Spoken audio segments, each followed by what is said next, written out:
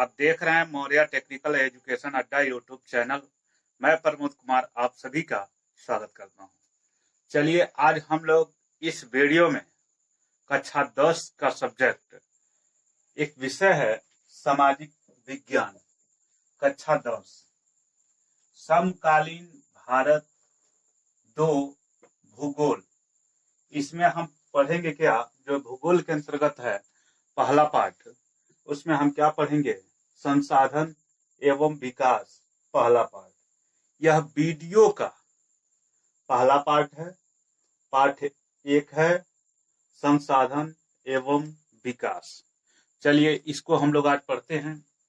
जैसा कि आप जान रहे हैं, यह भारत ही नहीं पूरा विश्व एक बहुत बड़ी महामारी से गुजर रहा है और लड़ रहा है, जिसमें हम लोगों की पढ़ाई बाधित न हो, इस प्रकार से हमारे गवर्नमेंट के माध्यम से भी आदेश है कि आप ऑनलाइन क्लास करें, ऑनलाइन पढ़ाई करें, और यह विद्यालयों को भी निर्देश दिए गए हैं।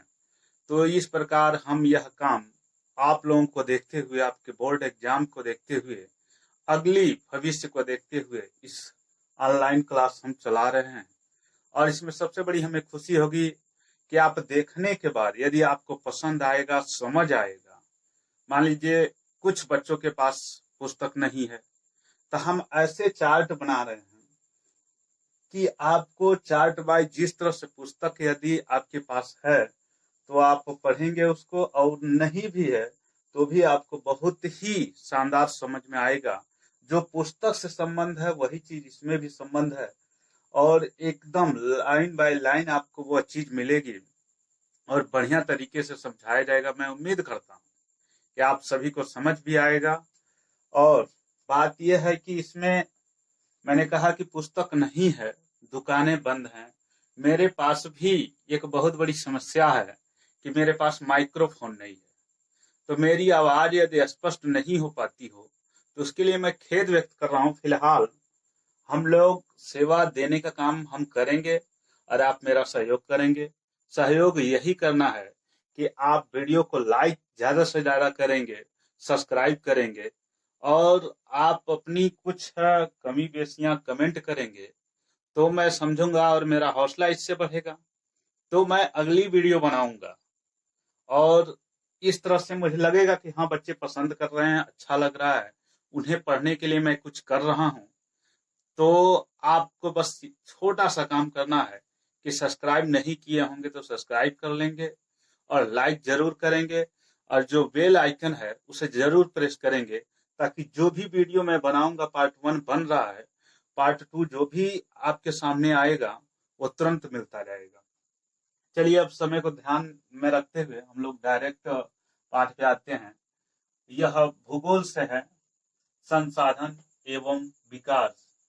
पाठ 1 वीडियो का पार्ट 1 है। ये पहला वीडियो बन रहा है, उस पे 3-4 वीडियो हो सकते हैं। इस पे घबराइएगा नहीं, बहुत बेहतरीन तरीके से समझाया जाएगा। यह पहला वीडियो इसलिए इंट्रोडक्शन मुझे देना पड़ रहा है, लेकिन जब पढ़ेंगे उसके बाद से किसी भी प्रकार की अनर्गल बातें आपके सामने नहीं आएंगी। चलिए, संसाधन। संसाधन किसे कहते हैं? सबसे पहले हम अपनी एक परिभाषा के माध्यम से आपको बताएं। परिभाषा अपनी, संसाधन किसे कहते हैं? मानव के कार्यों में आवश्यकता पड़ने वाली वस्तुओं को संसाधन कहते हैं। पुनः ध्यान से सुनिए, मानव के कार्यों में आवश्यकता पड़ने वाले वस्तुओं को ही संसाधन कहते हैं। जैसे ये मुझे लिखने का काम पड़ रहा है आवश्यकता, तो यह क्या हुआ? एक प्रकार के संसाधन हुआ।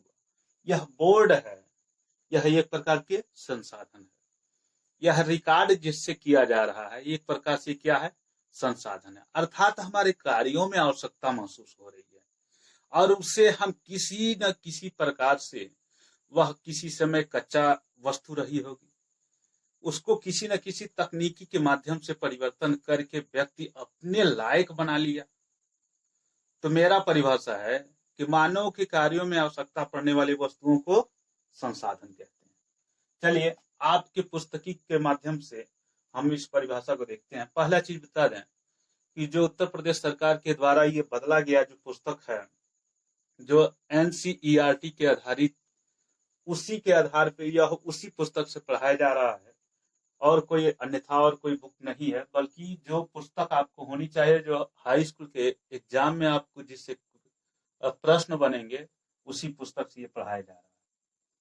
देखिए, जो पुस्तकीय परिभाषा है, कह रहा है कि पर्यावरण में उपलब्ध प्रत्येक वस्तु को हमारी आवश्यकताओं को पूरा करने में प्रयुक्त की जा सकती है और जिसको बनाने के लिए प्रौद्योगिकी उपलब्ध है। कहने का मतलब हमारे पर्यावरण में, पर्यावरण का मतलब हमारे आसपास का आवरण, चाहे जो भी वस्तुएं हैं, चाहे वो कच्चे के रूप में हो, चाहे किसी भी रूप में हो, जो हमें उपलब्ध हो रही है या किसी भी प्रकार से मानव उसे लेके अपने तौर तरीके के माध्यम से बदल ले रहा है, वह एक प्रकार से क्या है, वह संसाधन है। कह रहा है कि और जिसको बनाने के लिए प्रौद्योगिकी उपलब्ध है। प्रौद्योगिकी का मतलब होता है उन्नत तकनीकी, चाहे वो किसी क्षेत्र का हो, किसी भी क्षेत्र में, चाहे वो कृषि जगत का हो, चाहे वैज्ञानिक जगत का हो, चाहे मानवीय किसी भी जगत का हो, चाहे वह मेडिसिन के क्षेत्र से हो, वह किसी भी क्षेत्र का प्रौद्योगिकी उपलब्ध है जो आर्थिक रूप से, संभाव्य और सांस्कृतिक रूप से मान्य है, एक संसाधन है, वही संसाधन है। अर्थात हम एक सीधी सी बातों में कह दें कि मानव के कार्यों में आवश्यकता पड़ने वाले वस्तुओं को ही हम संसाधन कहते हैं। इस परिभाषा को अपने दिमाग में बैठा लेंगे तो आपको समझने में आसानी होगी। पुनः अगली लाइन से क्या कह रहा है, वस्तुओं का रूपांतरण प्रक्रिया प्रकृति, प्रौद्योगिकी और संस्थाओं के पारस्परिक क्रियात्मक संबंध में निहित है। जैसे कि मैंने पहले ही कह दिया है कि वस्तुओं का रूपांतरण, वस्तुओं का परिवर्तन, जैसे ये मोबाइल है, जैसे ये कैमरा है, मान लीजिए पहले जब कभी रहा होगा तो वह किसी कच्चा सामान रहा होगा, कोई भी चीज हो, ये बोर्ड हो, ये प्लाई है जो माइका है, आप देख रहे हैं किसी न किसी ये कच्चे वस्तु में रहा होगा, कोई कहीं ना कहीं ये पड़ा रहा होगा, उसको प्रयोग किया गया है, अपने तकनीकी, उन्नत तकनीकी के माध्यम से इसको परिवर्तन किया गया है, इसको बनाया गया है, तो इसको लिखने का काम आ रहा है, बनाने का काम आ रहा है, मनुष्य अपने लायक उसे प्रयोग कर रहा है। आगे क्या बोल रहा है, प्रौद्योगिकी और संस्थाओं के पारस्परिक क्रियात्मक संबंध में निहित है। मान लीजिए परिवर्तन और उस स्थान पे प्रयोग होने वाले, कह रहा कि संबंध एक प्रकार के संसाधन ही है। मानव प्रौद्योगिकी द्वारा, अर्थात मानव उन्नत तकनीकी के द्वारा प्रकृति के साथ क्रिया करते हैं। प्रकृति जो अपने आप में बनी हुई है, जो भी चीजें हैं अपने आप में बनी हुई हैं और मनुष्य उससे अपनी संबंध स्थापित कर रहा है, चाहे वो जिस भी माध्यम से। जैसे मान लीजिए नदियां हो तो पानी की सिंचाई, चाहे पानी लेने का काम, चाहे पहाड़ हो, चाहे कल कारखाने हो, चाहे वो कोई खनिज निकालने का स्थान हो, वह सभी प्रकृति ने दिया हुआ है, तो मनुष्य अपने अनुसार उसका प्रयोग करता है। पुनः करा और अपने आर्थिक विकास की और अपनी आर्थिक मने अपने आय व्यय, जो अपनी जो विकास की प्रक्रिया है, एक आगे बढ़ने की प्रक्रिया है, जीवन यापन चलाने की प्रक्रिया है, उससे संबंध रख रहा है उन वस्तुओं से जो प्रौद्योगिकी द्वारा प्रकृति के साथ क्रिया करते हैं और अपने आर्थिक विकास की गति को तेज करने के लिए संस्थाओं का निर्माण करते हैं। कह रहा है कि संसाधन मानवीय क्रियाओं का परिणाम है। संसाधन जो भी है मानवीय क्रियाओं, मतलब मनुष्यों का एक प्रकार से उन्हीं का योगदान है। एक चीज आप बताइए, मनुष्य न रहते तो क्या कोई भी चीज परिवर्तन हो सकता है? हाँ, मान लेते हैं कोई खरपतवार हो तो पक्षी उससे घोंसला बना सकती है, लेकिन उसको किसी और तकनीकी में परिवर्तन करना हो तो नहीं हो सकता, क्योंकि मानव ही इस ब्रह्मांड का एक सबसे अनोखा प्राणी है, जिसको सोचने समझने और भविष्य का आकलन करके अपनी चीजों को बनाने का दूसरे चीज में परिवर्तित करने का उसके पास दिमाग है। कह रहा है कि गति को, आर्थिक विकास की गति को तेज करने के लिए संस्थाओं का निर्माण करते हैं, मनुष्य ही करता है। कह रहा है कि संसाधन मानवीय क्रियाओं का परिणाम है, मानव स्वयं संसाधनों का महत्वपूर्ण हिस्सा है। मानव ही स्वयं संसाधनों का एक महत्वपूर्ण हिस्सा है, क्योंकि मानव ही आवश्यकताओं की पूर्ति करता है। चाहे वो अपनी पूर्ति के लिए दूसरों से लेता है, दूसरे की पूर्ति के लिए अपनों को देता है, अपने के द्वारा किसी को देता है। यहाँ कह रहा है कि वे पर्यावरण में पाए जाने वाले पदार्थों को संसाधनों में परिवर्तित करता है। वे पर्यावरण में, अर्थात हमारे आसपास के आवरण में, चाहे यहीं का नहीं, जहां हम हैं वहीं नहीं, जहां हर मानव रहता है, चाहे वो पहाड़ हो, चाहे समुद्र हो, चाहे कोई भी चीज हो, चाहे घर हो, चाहे खेत हो, खलियान हो, चाहे नगर हो, कहीं हो, जहां मानव रहता है उसमें पाए जाने वाले पदार्थों को संसाधनों में परिवर्तित करता है। उन पदार्थों को किसी न किसी रूप में परिवर्तित करता है, वही संसाधन। चलिए अब आगे बढ़ते हैं। मान लीजिए संसाधन की तो हम एक चीज कह दें कि मानव के कार्यों में आवश्यकता पड़ने वाली वस्तुओं को संसाधन कहते हैं। मानव अपने द्वारा परिवर्तित करता है उस वस्तुओं को, अपने लिए, लोगों के लिए परिवर्तित, कोई न कोई कच्चा चीज किसी न किसी चीज में परिवर्तित करके उसे अपने लायक बनाता है। ठीक है, तो संसाधन है क्या? तो संसाधन तो हम कह सकते हैं हर वस्तुओं को संसाधन कह सकते हैं कि वो मनुष्य के कार्यों में आवश्यकता महसूस हो रही है, अब पड़ रही है। कौन ऐसा वस्तु है जो मानव के कार्यों में आवश्यक नहीं है? कौन ऐसा वस्तु है? हर वस्तु हो, चाहे वो मीठा से लेकर जहर तक, चाहे वो छोटा से लेकर बड़ा तक, चाहे जमीन पे रेंगने से लेकर उड़ने तक, कोई भी चीज सोचे मनुष्य की आवश्यकता से ही संबंधित है। तो इसमें करा संसाधनों के प्रकार। अगले हेडिंग पे आते हैं हम, संसाधनों के प्रकार। संसाधन कितने प्रकार के होते हैं? तो मोटे तौर पे एक कैटेगरी बनाया हुआ कि एक बॉक्स बना दिया, उस बॉक्स में इतने इतने चीज रखे जा सकते हैं, उस प्रकार से बोला है कि संसाधनों के प्रकार। तो आते हैं संसाधनों के प्रकार में, उत्पत्ति के आधार पर। अब संसाधन वह भी हैं जो उत्पत्ति के आधार पर, अर्थात उनको उत्पन्न किया जा सकता है, उस आधार पे कितने प्रकार के संसाधन है? तो उत्पत्ति के आधार पर संसाधन दो प्रकार के होते हैं। एक कह रहा है जैव संसाधन, एक अजैव संसाधन। जैव का मतलब जीव जंतु, जैव का मतलब जीव जंतु जिसमें जान हो, वो जैव है। अजैव का मतलब जो निर्जीव हो। तो उत्पत्ति के आधार पे दो प्रकार के जैव संसाधन। जैव संसाधन में जीव मंडल में, जीव मंडल वह मंडल होता है जहां पे जीव जंतु पाए जाते हैं, चाहे वो समुद्र हो, चाहे स्थल हो, चाहे हवाओं में जीव जंतु, बैक्टीरिया, वायरस, जीवाणु जो भी पाए जाते हैं। कह रहा है कि जीव मंडल में मनुष्य, वनस्पति जाति, मतलब उस जीव मंडल में मनुष्य सबसे पहले, क्योंकि मनुष्य ही सबसे मुख्य एक स्तंभ है उसमें। अब वनस्पति जाति मतलब पेड़ पौधों में, चाहे वृक्षों में, चाहे वो शाक भाजियों में जितना भी प्रजातियां हो, उसमें का वनस्पति जाति। प्राणी जाति मतलब जितने भी प्रकार के प्राणी हों, जीव जंतु हों, जिसमें और भी कुछ एग्जाम्पल दे दिया है, मत्स्य से संबंधित पशुधन आदि। उत्पत्ति के आधार पर ये उत्पत्ति अपने आप में होते हैं। तो उसमें जैव संसाधन और अजैव संसाधन। तो जैव संसाधन में कह रहा है कि जीव मंडल में मनुष्य, वनस्पति जाति, प्राणी जाति, मत्स्य, पशुधन आदि। अजैव संसाधन में निर्जीव वस्तु। अजैव संसाधन है अर्थात वो जो मृत है, जो चल फिर नहीं सकता, जैसे ये लिख सकता है लेकिन ये किसी के द्वारा लिखता है, अपने खुद के द्वारा नहीं।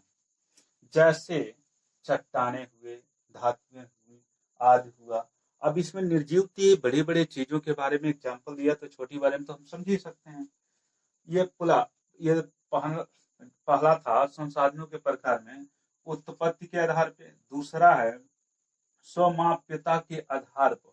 अब स्वमाप्यता जो मान लीजिए संभावित हो सकता है कि हाँ उसको हम नए रूप में पुनः प्राप्त कर सकते हैं, पुनः ऐसे रूप में कि हम उन्हें इस्तेमाल किए और फिर कभी नहीं प्राप्त कर सके। तो समवाप्यता उसमें दो प्रकार की, करा कि नवीकरण योग्य संसाधन, और नवीकरण मतलब नए रूप में जो हम प्राप्त कर सकते हैं, चाहे वो भौतिक और रासायनिक हो या आंतरिक क्रियाओं के द्वारा नवीकृत या पुनः उत्पन्न किया जा सकता है, जैसे सौर, पवन ऊर्जा, जल, वन, वन्य जीव। इस प्रकार की इसमें यह कह रहा है कि नवीकरण योग्य संसाधन में सौर है, पवन ऊर्जा है, जल, वन, वन्य जीव, इस प्रकार के, जैसे मान लीजिए जो कभी जल्दी समाप्त होने वाला चीज नहीं है, जो जल्दी समाप्त होने वाला नहीं है, और वो है, हम देख भी रहे हैं, लेकिन हम उन्नत तकनीकी के द्वारा उसे अपने माध्यम में इस्तेमाल जल्दी नहीं कर पा रहे हैं। वह एक प्रकार के संसाधन है, और उस संसाधन को सममाप्यता के आधार पर नवीकरण योग्य संसाधन के अंतर्गत रखा गया। जैसे मान लीजिए गुजरात आप जानते होंगे, अगर हम कहें कि यहाँ से गुजरात किधर है तो नहीं मालूम, तो हम एक मैप के माध्यम से भारत के पूरे नक्शे को बताएंगे। आप जहां से भी पढ़ते हो, जिस भी राज्य के हों, आप वहां से तुरंत अपना उंगली दिखाएंगे, दिशा दिखाएंगे, हाँ फला राज्य इधर है, फला राज्य उधर है, तो ये स्थान इधर है। आप नक्शे के माध्यम से बहुत ही आसानी तरीके से समझ जाएंगे। तो उसमें राजस्थान है, गुजरात है, वहां पे जैसे मान लीजिए कि कुछ है पवन ऊर्जा के माध्यम से, हवा के माध्यम से ऐसा वो एरिया है कि हवाएं उधर से आती हैं, उधर पवन चक्की लगा दिए जाए तो बहुत ही बढ़िया से ऊर्जा प्राप्त किए जा सकते हैं। और सौर ऊर्जा मतलब सौर ऊर्जा तो अब चारों तरफ ही अब लग रहा है, हो भी रहा है, सरकार भी इस पे बढ़ावा दे रही है। पुनः कह रहा है कि जल, मान लीजिए बांध बांध के विद्युत उत्पन्न करना, भारत में ज्यादातर इससे विद्युत उत्पन्न नहीं किए जाते हैं। चलिए अब आगे बढ़ते हैं। अनवीकरण योग्य संसाधन, इसमें मान लीजिए अनवीकरण, मान लीजिए वह संसाधन जो एक बार प्रयोग करें फिर खत्म हो जाए, फिर उसे दोबारा उत्पन्न न किया जा सके, और नवीकरण के अंतर्गत आते हैं। जैसे क्या, पेट्रोल, डीजल, कोयला हुआ, कुछ खनिज तत्व हैं, मान लीजिए जब हम निकाल रहे हैं तो धीरे धीरे खत्म हो जाएगा, पुनः क्या होगा जब खत्म हो जाएगा, तो वो संसाधन और नवीकरण योग्य संसाधन कहलाते हैं। पुनः अगला संसाधनों के प्रकार में अब अगला प्रकार देखते हैं। चलिए देखिए अगला पॉइंट में आते हैं हम लोग, संसाधन के प्रकार हम लोग पढ़ रहे हैं। संसाधन के प्रकार में स्वामित्व के आधार पर, स्वामित्व के आधार पर मतलब मालिकाना जो हक होता है, स्वामित्व जो उसके अपने आप में मालिक होते हैं। जैसे ये वस्तु मेरी है, वो वस्तु मेरा है, ये वस्तु तेरा है, इसके आधार पर जो स्वामित्व, जो अपने आप के उसका मालिक बने, उसके आधार पर। स्वामित्व के आधार पर दो प्रकार के संसाधन होते हैं।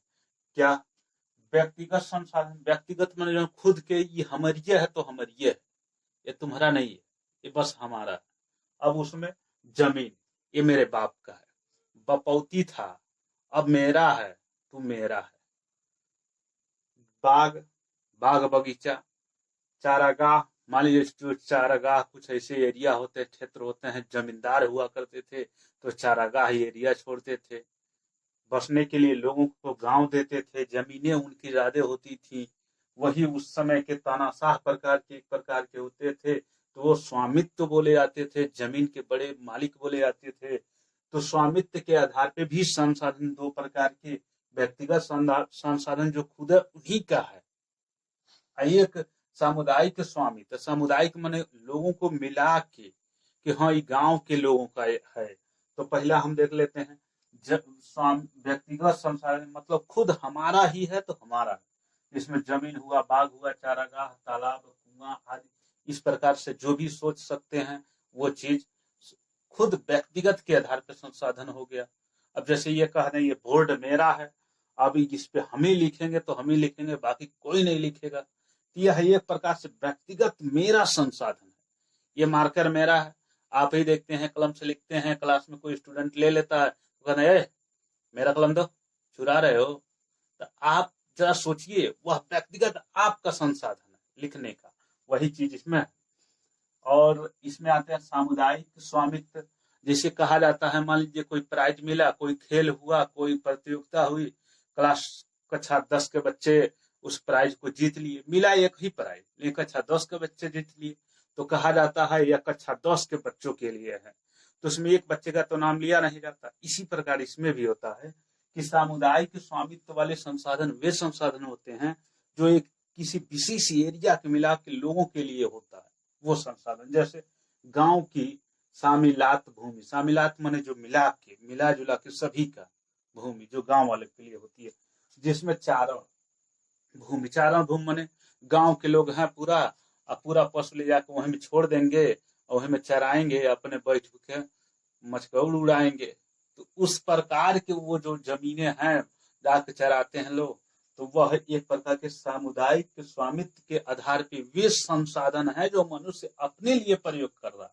वह भूमि जो चारागाह के लिए, सामिलात माने जो सम्मिलित किया गया पूरा भूमि और व्यक्तियों के लिए है वही। अर्थात मैंने संसाधन का एक परिभाषा बताया था कि मानव के कार्यों में आवश्यकता पड़ने वाली वस्तुओं को ही संसाधन कहते हैं। तो वह भूमि जो मिला के पूरा भूमिया है और समुदाय के लोगों के लिए, गांव के लोगों के लिए है, तो वह एक प्रकार का संसाधन हुआ कि नहीं, इस प्रकार से। और अगला आते हैं श्मशान भूमि। श्मशान बांट के होता है कि ना वो हमारे घर के है फिक्स है, नहीं ना, गांव के लिए होता है, एरिया लोगों के लिए होता है, जहाँ जो नजदीके पड़ता है वहीं चले जाते हैं लोग। तो इस प्रकार के कह रहा कि तालाब आदि, कुछ तालाब ऐसे होते हैं, अब तो आजकल के जमाने में ये हो रहा है कि कुछ लोग अपने खेतों में तालाब बनवा ले रहे हैं छोटा मोटा, वो गड्ढा पोखरी बोला जाएगा, तालाब नहीं। तालाब जैसे गांव के बीच में है, बड़ा सा है, गांव के एरिया है, जंगले में है, बड़ा सा है, उस प्रकार के वो तालाब होते हैं। पुनः कह रहा है नगरीय क्षेत्रों में सार्वजनिक पार्क, मान लीजिए नगर क्षेत्र में, नगर मैंने शहर होता है, नगर मैंने सीधा सा अर्थ है शहर, शहर क्षेत्र में ऐसे हैं जो पार्क है, पिकनिक वाला क्षेत्र है, कुछ ऐसा मान लीजिए क्रिकेट का वो प्रांगण है, उसमें वो तो सबका है, उसमें तो किसी को बांटा नहीं गया है। तो वह संसाधन जो मानव के कार्य में आवश्यकता पड़ रही है, तो संसाधन है। तो स्वामित्व के आधार पर दो प्रकार के हम संसाधन पढ़ चुके हैं आज। इसमें आपने देखा पिकनिक स्थल, खेल मैदान इत्यादि। अब आते हैं अगला डी है राष्ट्रीय संसाधन। अब राष्ट्रीय संसाधन एक, जैसे मान लीजिए आपने उत्पत्ति के आधार पे पढ़ा, उत्पत्ति हो जाए तो नवीनीकरण, उसके बाद अनवीनीकरण, इस प्रकार से भी आपने पढ़ा।